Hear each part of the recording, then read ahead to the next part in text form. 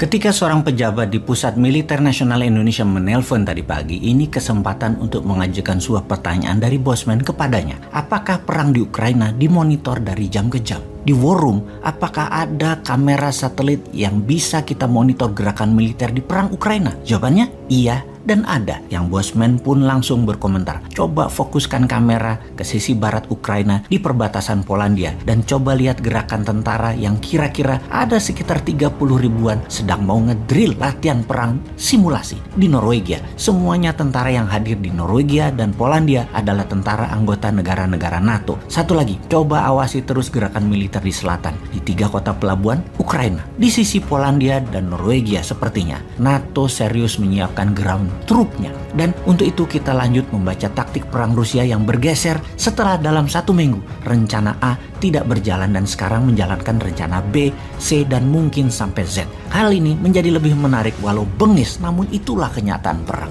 Menurut ahli taktik perang modern, pasukan pendukung logistik Rusia di awal perang tidak fleksibel dan kekurangan perlengkapan yang membuat pasukan tempur jadi kekurangan logistik untuk melakukan pekerjaan mereka. Secara kekuatan dalam negeri Rusia, militer Rusia memiliki kemampuan mobilisasi domestik yang luar biasa. Faktanya, dengan sekitar 30.000 personel mereka bertugas di pasukan distribusi logistik Rusia yang tugasnya meliputi pertahanan, penggunaan, dan pembangunan infrastruktur militer. Mereka bisa memobilisasi semua ini untuk perang Ukraina. Kekuatan Rusia sangat besar jika dibandingkan dengan negara lain, misalnya negara besar Tiongkok saja yang lebih banyak infrastruktur komersial, bisnis, dan kebutuhan masyarakat infrastrukturnya tetap lebih besar Rusia. Namun keuntungan domestik Rusia ini tergantung pada rel. Secara bersamaan mewakili kelemahan ketika konflik terjadi di luar negara Rusia. Saat perang jarak jauh, kemampuan logistik militer Rusia masih dipertanyakan. Dalam invasi Rusia ke Ukraina kali ini, rel kereta api canggih utama sebagai pengangkut logistik yang digunakan berada di Belarus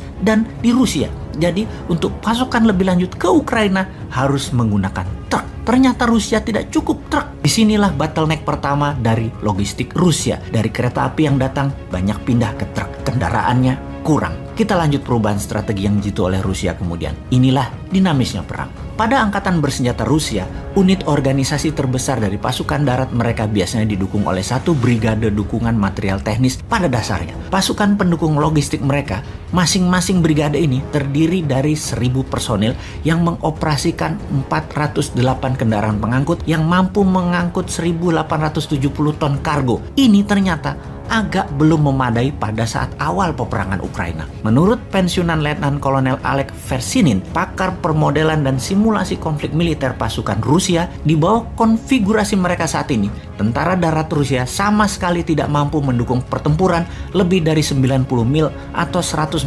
km dari tempat pembuangan pasokan logistik, dalam hal ini rel kereta api. Didasarkan pada kecepatan transportasi rata-rata 45 mil atau 70 km per harinya, inilah yang membuat dalam 1 minggu awal invasi, pasukan Rusia gagal mencapai Kiev karena lambatnya dukungan logistik.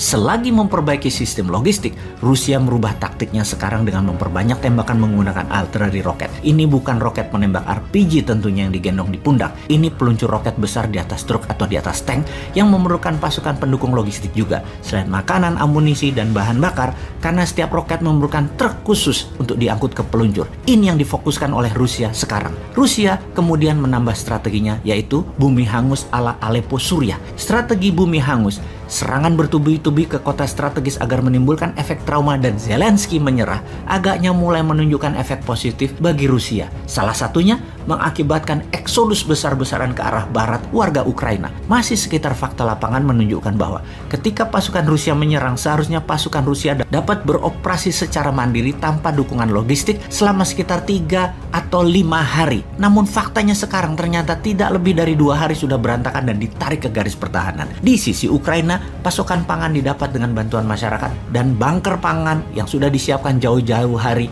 di ribuan titik pertahanan di seluruh Ukraina. Karena itu pasukan Rusia Rusia menggunakan pasukan Chechen, Chechnya. Selain mengawasi penduduk, tugas berikutnya adalah mencari tahu di mana letak bunker pangan dan amunisi Ukraina. Rusia juga merubah strategi pasokan darat sekarang. Beroperasinya hanya di mana pasukan tempur meminta pasukan disediakan cepat sesuai kebutuhan dengan hit and run supply logistik menjadi tidak terbaca oleh pasukan Ukraina. Jadi Rusia saat ini pasukan darat yang diutamakan adalah logistik yang harus disediakan dan dilindungi terlebih dahulu, baru serangan militer dilakukan setelahnya. Untuk itu Ukraina juga tahu satu-satunya faktor yang dapat mengatasi masalah logistik ini adalah waktu. Makanya Ukraina bertahan total selama mungkin agar Rusia kehabisan cadangan pangan, amunisi, dan logistiknya. Karena kalau Rusia tidak merubah strategi logistiknya, militer Rusia diduga tidak memiliki kemampuan untuk perang lebih panjang dari 2 bulan. Sungguh, apa yang telah dilakukan pada hari-hari awal invasi Rusia ke Ukraina menentukan titik lemah kekuatan militer Rusia, atau mungkin menunjukkan bahwa titik lemah militer Soviet masih ada di tentara Rusia. Yang jelas di lapangan setiap saat bergeser, dianalisa, tidak ada rumus pasti. Rusia sangat dinamis melakukan perubahan. Dari kacamata pengamat militer pro Barat dan media Barat yang mempromosikan NATO dan Amerika menyatakan kemampuan logistik NATO dan sekutu bisa dibilang merupakan salah satu keunggulan strategis utama dari militer Barat, terutama Amerika, yang jaringan global pangkalan militer serta kemampuan pengangkut laut dan udaranya besar untuk bisa menyiapkan logistik dimanapun di bumi ini. Dan ini kita tunggu buktinya. Kalau NATO benar memiliki kemampuan itu, mengapa sampai saat ini belum berani bergerak juga? Rusia tahu, sangat tahu, NATO tidak mampu. Bukan seperti yang analis katakan tersebut. Apa yang Rusia lakukan sekarang? Strategi Rusia bertambah lagi sekarang adalah dengan menyetop jalur laut di Laut Hitam, memutus kota pelabuhan Mariupol dan sebentar lagi kota pelabuhan Odessa, agar Kiev lapar dan menyerah. Kemudian Rusia memecah pasukan kecil-kecil mencari logistik pasukan Ukraina, yang ternyata strategi ini mulai menunjukkan hasil. Ketika posisi diketahui, roket meluncur ke titik-titik yang menjadi lokasi penyimpanan dan diledakkan. Intinya, pasukan Rusia sudah semakin mendekati Kiev.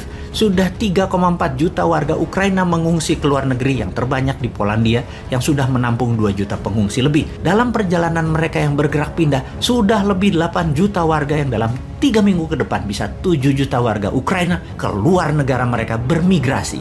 Negara sekitar sudah mulai gerah. Ada 10.000 pasukan NATO di sekitaran perbatasan dengan wilayah pengungsian dan terus bertambah. Ditambah banyak negara dunia yang saat ini terkesan melawan hegemoni. Salah satunya India. India membeli minyak Rusia sekarang. Kalau Indonesia, bagaimana sih strateginya?